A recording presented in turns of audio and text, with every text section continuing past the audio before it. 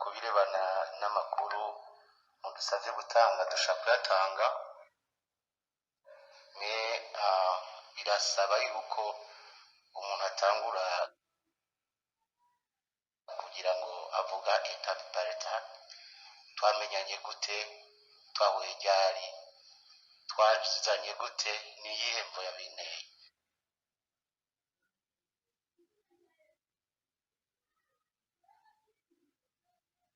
ubinyemereye nuko notisobanura turabikwemerera rwose nayo niyo makuru urukiko rukeneye nayo mpamvu twifuje ko waruha amakuru urakoze misi uze kuvuga cyane wegere mikoro noneho unavuga ugenda gahoro kugira ngo umwanditsi wacu ashobore kubyandika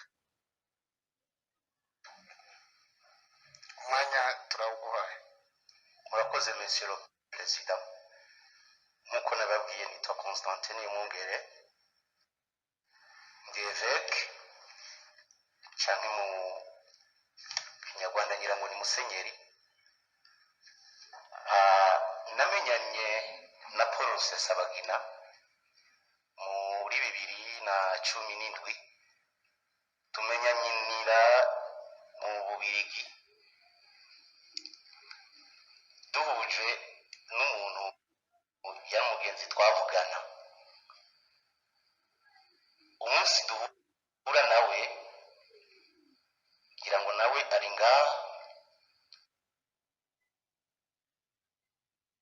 twaraganiriye uwo mugenzi wacu aradupresenta aravuga ati uyu n'uyu ahera kuri jewe hama asozera kuri mushinga ntahe Rusesabagina hama ambwira imvo itumye ampamagara ngo duhure nawe Paul afata ijambo ambwira ibibazo afise asobanura projet yiwe yuko ari perezida wa parti politique yitwa MRCD yo muri opposition ambarira ko afise na groupe armée yitwa FRN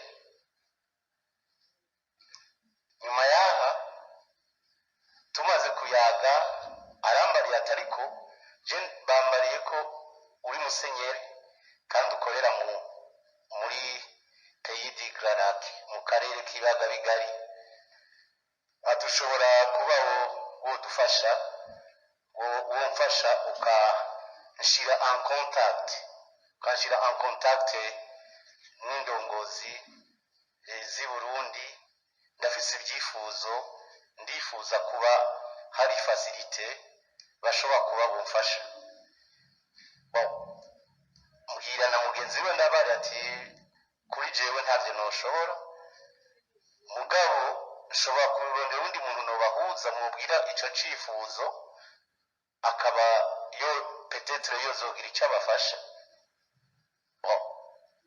mu misi mikeya namuhuje n'umuntu ese ubwo muhura bwa mbere hari nka ryari hari 2017 ntabwo nibuka ukwezi igihe cyarabaye ndamuhuza n'uwo muntu nifuza kumuhuza nawe yakora muri ambassade kugira ngo baganire kuko je ntabwo nari kuronka akazi nkora n'ivyo njejwe ntaho bihurira n'ibintu bya politike namuhuje nawe rero nyuma y'iminsi mikeya twabandanyije mvugana jewe navugana na Paul tukavugana kuri WhatsApp duhamagaranye cyangwa tukavugana twandikiranye eka mbere naragiye ni muhiri wiwe inshuro zigera hafi kuri 2 umunsi rero haza kubanza gusoma kuri internet nakunda kumva amakuru muri BBC nza kumva amakuru ko mu Rwanda hari ibintu byabaye abantu bapfuye ariko numva bavuzemo MSD bavugamo na FRN canandikira mbona n'ibindi bintu ama message urabona abantu ba mu magroupe canandikira ka message gatoya ndakandikira uyu mushinga ntahe Paul Rusesabagina ndabaza ati mbega ibi bintu ataba abahungu ataba bakoze ibi bintu niba abantu biwawe Rusesabagina aransubiza ati ego numva ngize ubwoba antakeveke kumbi navugana n'umuntu ameze gutya numva biragoye biranyanka mu nda noneho ndamuhamagara jewe mvugana nawe ndamubaza ati mbe Rusesa ati wambariye ataba abantu bawe nibo bakoze bino arambwira ati oya ati reka ati musenyeri ati ibintu biragoye ati ikimbabaje ntabwo ari uko abantu bapfuye ati ikimbabaje no kubona babica hama uwitwa Sankara atakaja ku iradiyo atakavuga akabyemanga akavuga ko aribo babikoze ndamubaza ati none wumva byo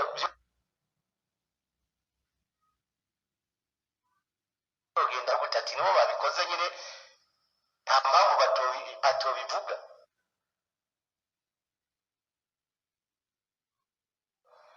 arambarira ati jewe ati uko navyumva bari kubikora nyuma yabo bakinumira byaba ngombwa tugatangaza muri za réseaux sociaux ko ari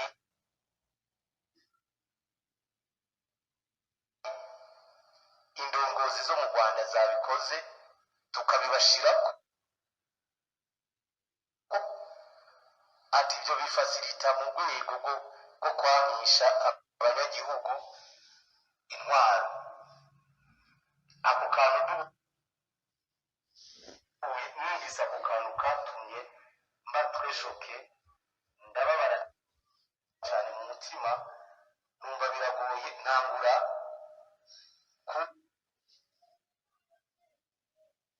kumva ko ikintu nukora cyose kugira ngo upe contact hamwe n'uyu mushinga ntayo ati kubera iki ijambo ryambabaje ryangoye mu mutima na n'uno munsi ryanteye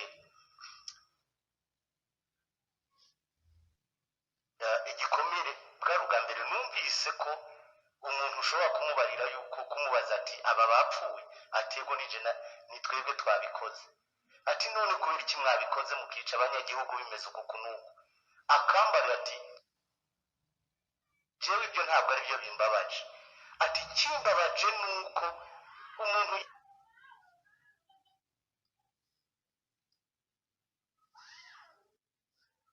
yitwa Sankara porte parole wacu yagiye kwiradiyo akabivuga akemera ko ari twebwe twabikoze ati ari kuvuga ibindi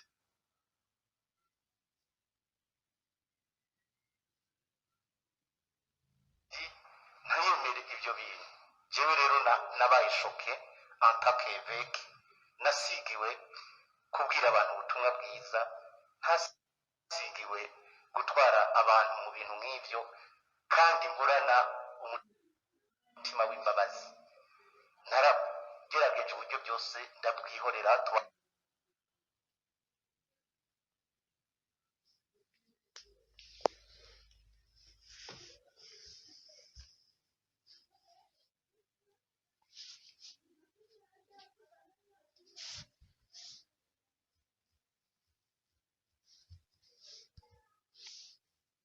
tuvugana nawe ariko mba interese kugira ngo nkurikirane uwo muntu ninde ubwo nyuma mwakomeje muvugana nanone kuri WhatsApp cyangwa kuri telefone twaravuganye gahoro gashoboka kuko nagize ikibazo cyo mu mutima numva ndababaye cyane kubera Imana yemeye ko mpura n'umuntu nk'uyu kuko ikintu cyantangaje kugira parti politique na ibyo nibisanzwe ariko kumva umuntu ndamubarira ati kubera iki mwakoze ibi abantu bapfuye byagenze gutya ati icyo si cyo kikubazo jewe mfise ati bimbabaje nukuba bapfuye Sankara akabyemera akamera ko ari babikoze aho naciye mbona yuko umutima wanje n'umutima wiwe ari ibintu bibiri bitandukanye ndastopa ndika kuvugana nawe rimwe na rimwe yanyandikira nkamusubiza n'ibindi kuko jewe ntabwo ndi umunyepolitike nta nubwo nari interese kuri ibyo byatumye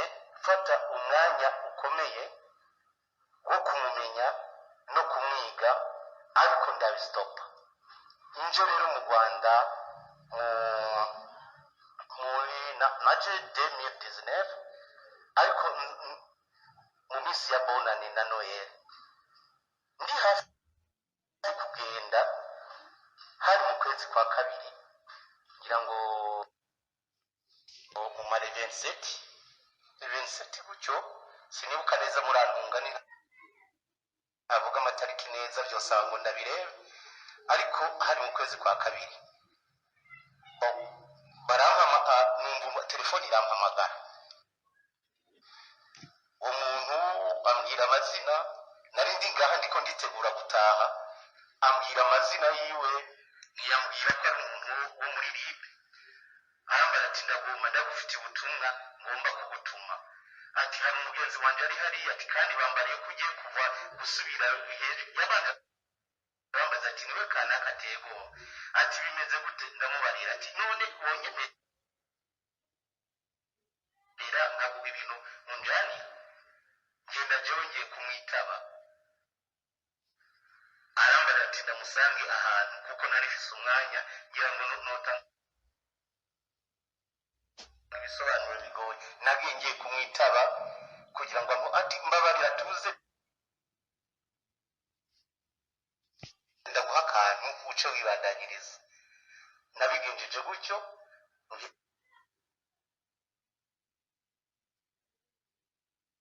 umushoferi ndamara ati tugende hari umuntu sindamunza ariko amako kantu agomba kuntuma nzomujanira ku muntu wiwe kuko yambara kwa mpana adresse nibi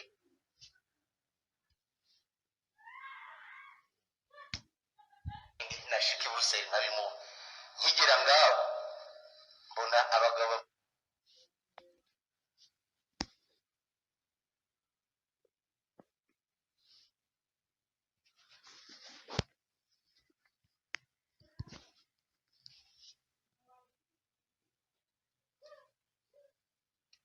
mu modoka afashe ntuza arambwira ati gucya anyereka ka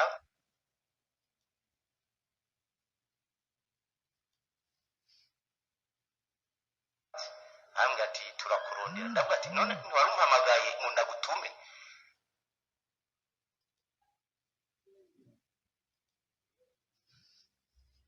ati turakurondera ati harantu tugiye numva ngize ubwo anjana ahantu kumbe ni muri Libe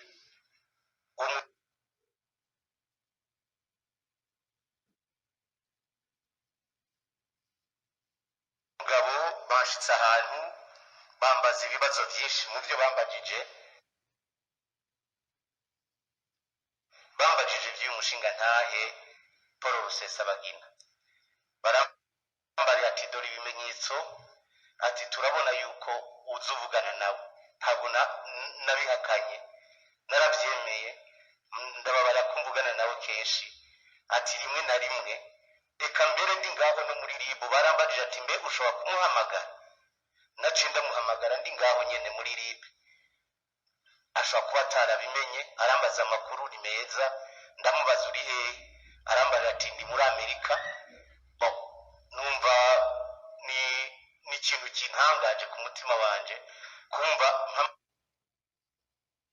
mpamagawe n'abantu ariko noneho baza kuntwara ku munsi ukurikira haza umugabo na n'ubu niwe nagumanye mvugana nawe bamwita murantunga ndibuka izina rimwe bamwita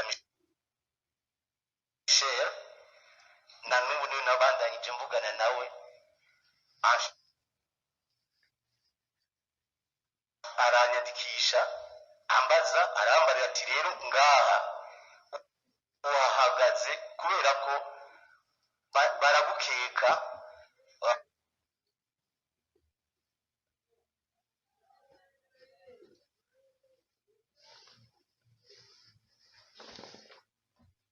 yuko wowe ukorana imitwe y'iterabwoba. Jewe naguye mu gahundwe kumva musenyeri nshobora kuregwa ibintu by'iterabwoba.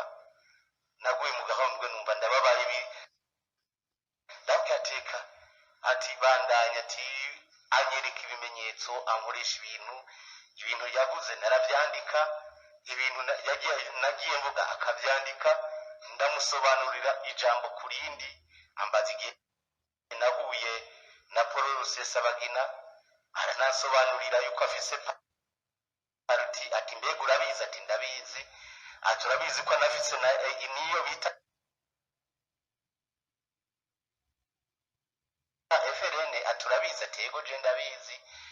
Byose amaze kunsobanurira arambwira ati rero birerekana yuko uvugana nawe n'ibindi.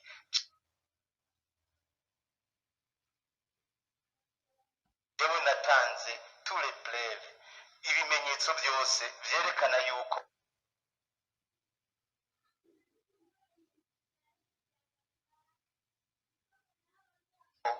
jewe na Rusesabagina nta bintu byo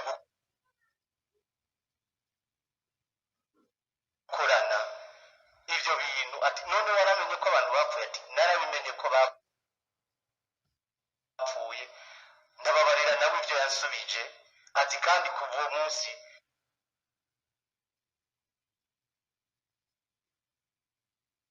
narastopye contact zanje hagati nawe, tuvugana gakeya.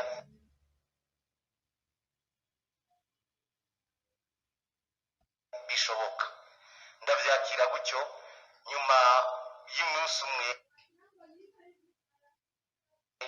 iminsi ibiri, bakaza bakongera bakambaza, ndabaha ibimenyetso byose bishoboka. Ndabereka amaproje atandukanye nkora muri Afurika, ndabereka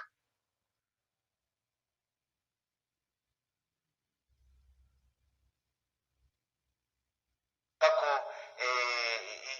ibyo nakoze ngaha n'ibindi ndiko ndakora. Ndabereka ko iyo nza kuba jewe hari ibintu nzi kuri icyo kintu ntari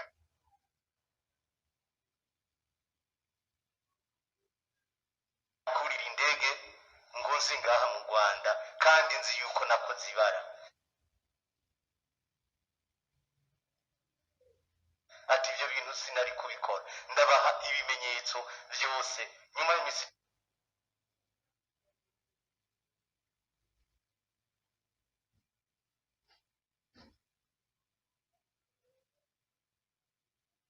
itanu, uwo mugabo yitwa Michel araza arambaza ati none dukore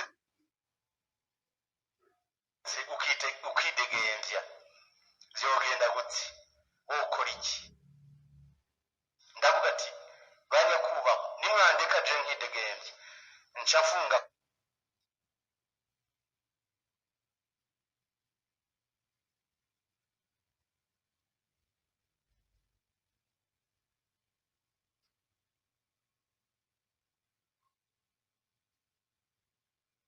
contact zose n'uriya mushinga ntahe Rusesabagina. Arambarira toya, ati ntabwo ufunga contact, ati twatahuye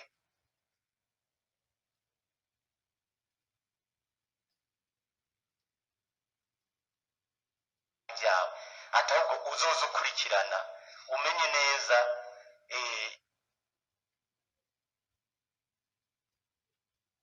ntituzosubire guhura n'ingorane. Ati bibaye byiza, ati ubana ko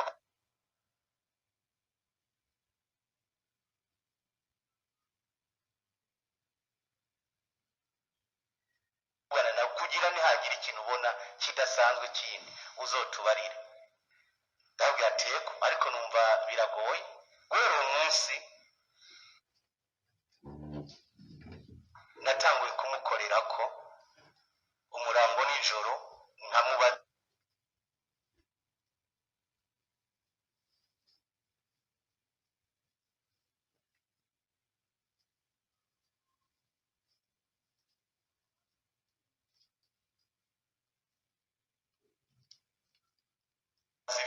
kumubaza ariko numva afise ikintu kimbabaje mu mutima.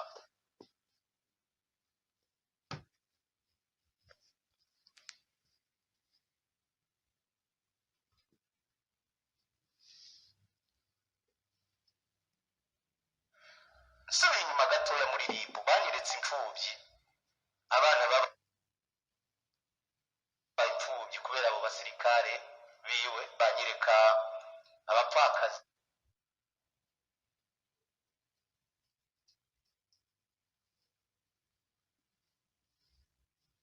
banyereka ifoto z'imiduga yahiye, banyereka ibintu byinshi cyane numva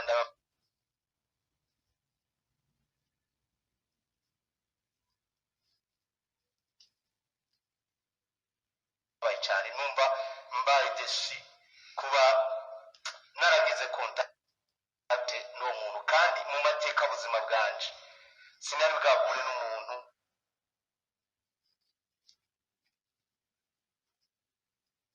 ameze gutyo, cyane cyane muwe n'umuntu yishimira ko abantu bapfuye.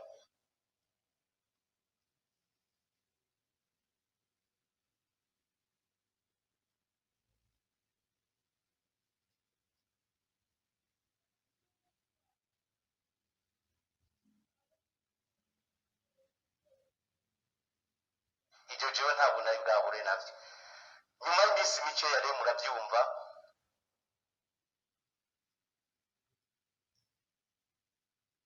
niho Paul Rusesabagina yambwiye yuko agomba gukora uruzinduko mu Burundi.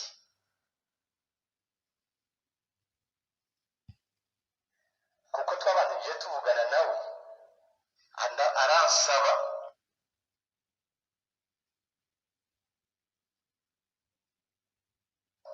arambwira ngo mbe twozojana, kandi hari no mu bihe bya corona n'ibihe bigoye. Ndamubwira ati ndafise akazi kenshi, icyo gihe jewe nari muri Kenya, ntabwo nari muri Europe. Ndamubwira ati jewe mfise akazi kenshi, igihe cyose wobyifuza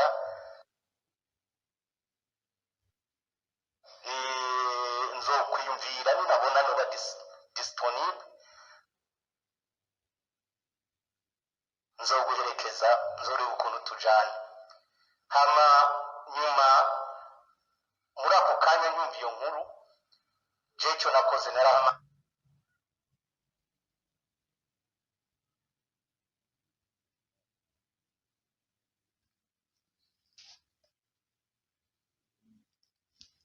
agahimpamagara Michel.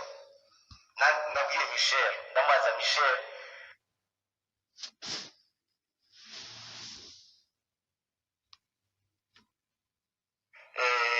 wa mugabo, reka ndabibutse, uwo Michel ni wa wundi yankoresheje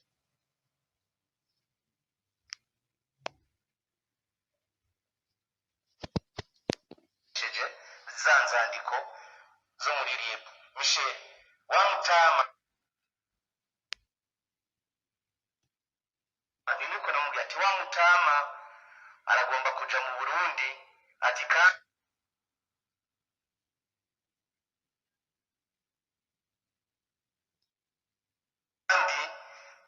ikintu yasabye yuko nozomuherekeza.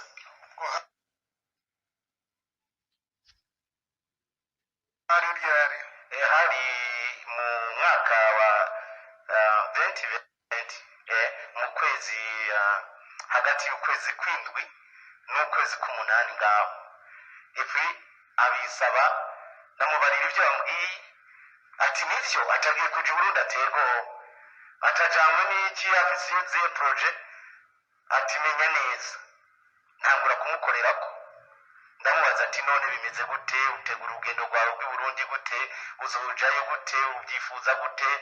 Ambwira ingorane nyinshi ngo parti yiwe yagize, anambwira n'ingorane abasoda biwe bafise, yuko ngo abari muri Kongo benshi bafashwe, abasigaye bagahunga baja muri Sud Kivu, hari n'abagiye mu Burundi. Ambarira yuko n'uburongozi bwabo butakwiye, bufise ingorane, badahuza abingira byose amakuru yose nari nkeneye kumukurako ndabwira Michel ndamubwira ukuntu bimeze.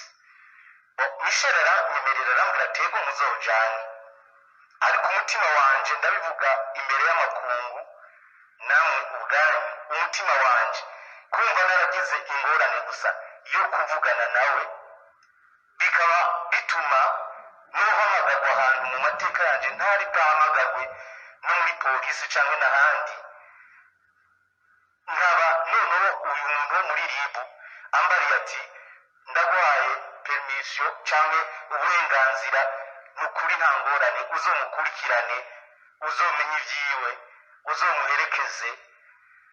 Numvise ngize ikibazo nimba jewe communication yarabaye kuvugana n'umuntu nkahagarikwa iminsi 5 nka musenyeri, ubu noneho ndamutse muri n'iyindi ngorane yitwa ko nayerekeje umuntu agiye kureba abasirikare bizogenda gute? Nyuma y'imisi mikeya nayo mwana ndamubari ati jewe ndumva ivyo bintu bigoye vraiment, ati ntunatanguye kumupropose wandikira Michel aho niho natanguye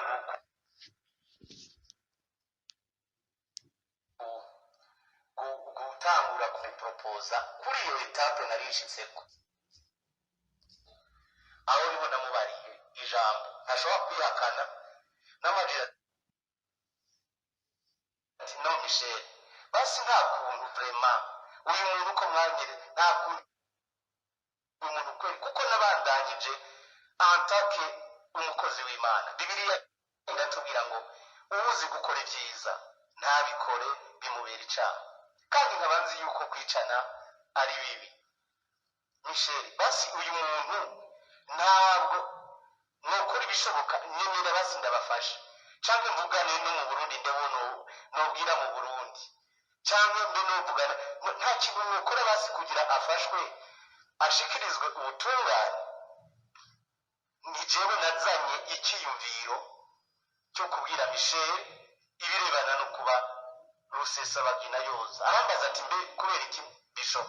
Ndamubwira ati jewe umutima wanje warababaye, ati yose ati kuva menya ry'amakuru mumpagarika sinjyama murabona ifoto y'abana barira b'imfubyi, ati ivyo bintu byanteye akabunge kadasanzwe. Ati jewe dutangura gutegura gutyo, arabaza ati none wumva byogenda gute? Ati jewe rero ati numva nomukorera ko bikwiye kuko hako umugabo abimbwa yobimva. Arambaza ati uzobishobora wenyine bizogenda gute?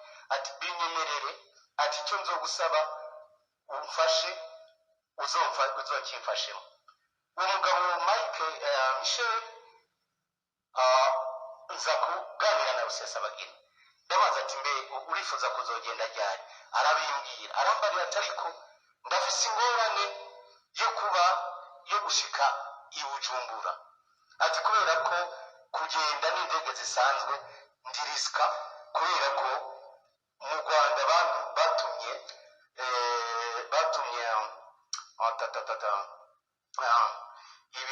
ibi byo sinzi uko babivuga y'amaretere yo gufata umuntu mandadare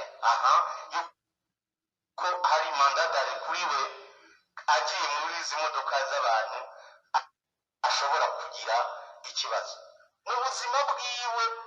Uyu mushinga ntahe yatinya imodoka cyangwa agiye mu modoka z'abantu, agiye mu ndege yego ko ashobora kugira sirtu indege ziza abanyagihugu bagendamo bose ko ashobora kugira ingorane. Mara kumenya yuko icyo kibazo ari uko kiri.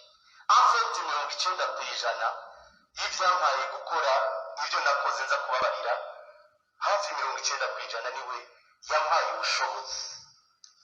Undi yampaye ubushobozi Paul Rusesabagina yampaye kumumenya neza, amakumenya imigambi yiwe yose afise, ndamumenya neza, menya uwo ari we, menya Imana iri muri jewe, menya n'imigambi yiwe, bituma vraiment mfata decision yo kuba nukora ibikorwa nakoze. Nyuma yaho rero aza kumbwira yuko bimugoye kugenda n'imodoka n'indege iri muri abo bantu. Aho niho nahereye ntangura proje, ndabibwira Mike, ndamubwira ati de toute façon napfa nokira. Mike cyangwa Michel? Plutôt Michel. De toute façon napfa nokira ndafise intimba en tant que musenyeri, natanguye ubuzima neza, ntabwo nifuza kuzosoza nabi. Uyu mugabo ni ngombwa ndamushire nkora ibishoboka byose azoboneke mu butungane. Ndamwandika ndamubwira ati urifuza ko wifuza indege? Ati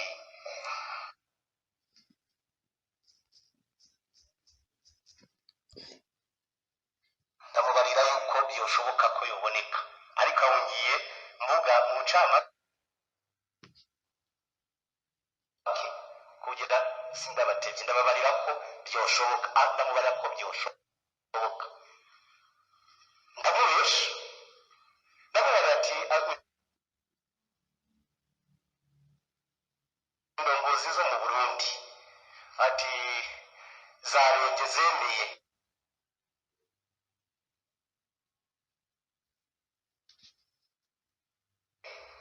yuko hari abantu bemeye ko bokurihira indege, ariko jewe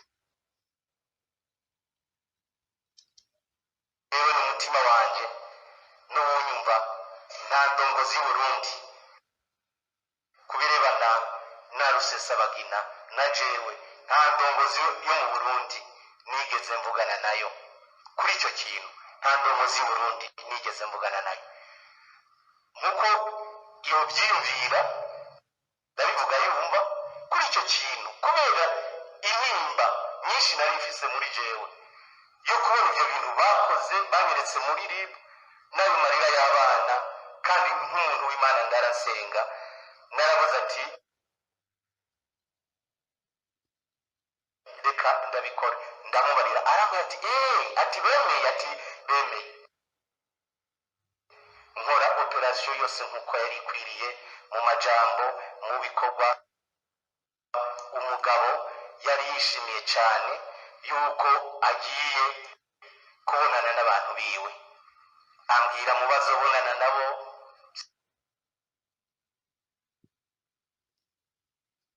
Sinzi ko ari ngombwa ngo n'umunsi ndababwire, ariko yambwira ko azobonana n'abashefu biwe ba groupe ya rebellion ya FRN.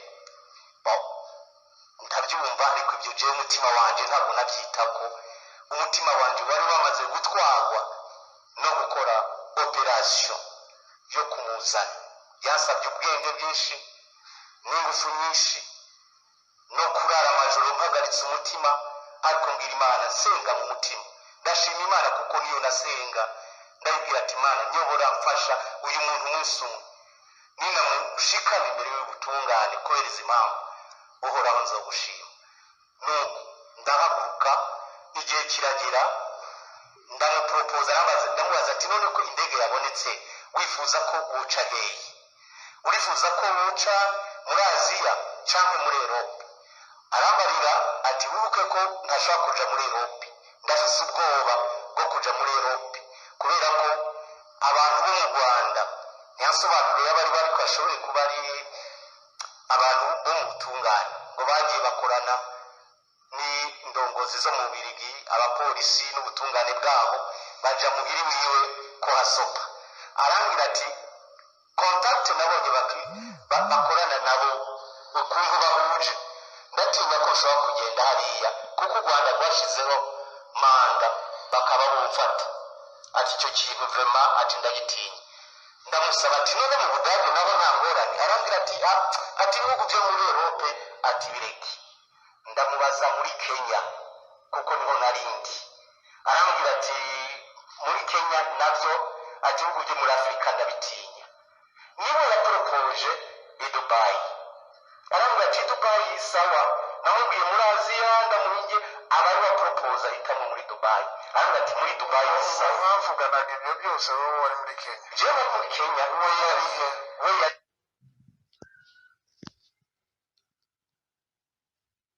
muri Amerika yego arambwira ati ahubwaho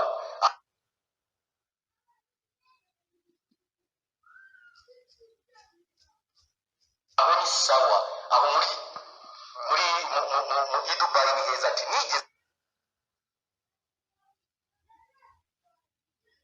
no kujayo inshuro nyinshi ataho ni sawa dutegura umunsi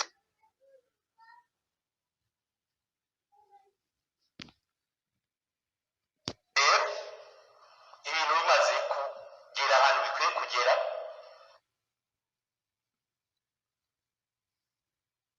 hamagara Mike ndamubwira ko yambariye ko tuzohurira i Dubai ari i Dubai azoza ndamubwira ati kugira ndebe yuko ari byo ndungikira tike y'indege arayindungikira reservation ndamubwira ati ndungikira ukuntu byose nomara kuri we ivyo nabikora azi ko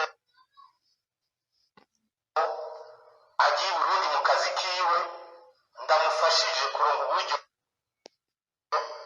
bwo kuja i Burundi mu kazi kiwe ariko jewe mu mutima wanje numva ari ahantu ndamutwaye namushiriye abicanyi namushiriye ahantu agiye ndamushiriye ubutungane kandi ndabikoreye kubera bijya byose nababwiye byo kumuhagarika umutima kumva umuntu w'inshuti andesovye kandi n'ijambo yambwiye ngo ntacyo bimutwaye kumva abantu bapfuye babwira Mike andungikira kopi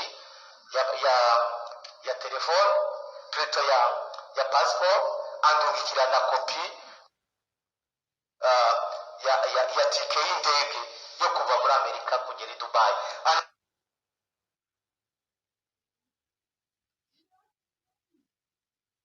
nanyereka ko yishuye iyo kopi ikintu nakoze nabwiye Mike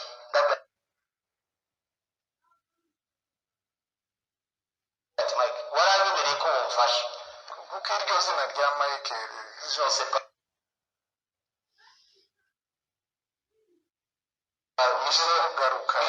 Michel, okay Michel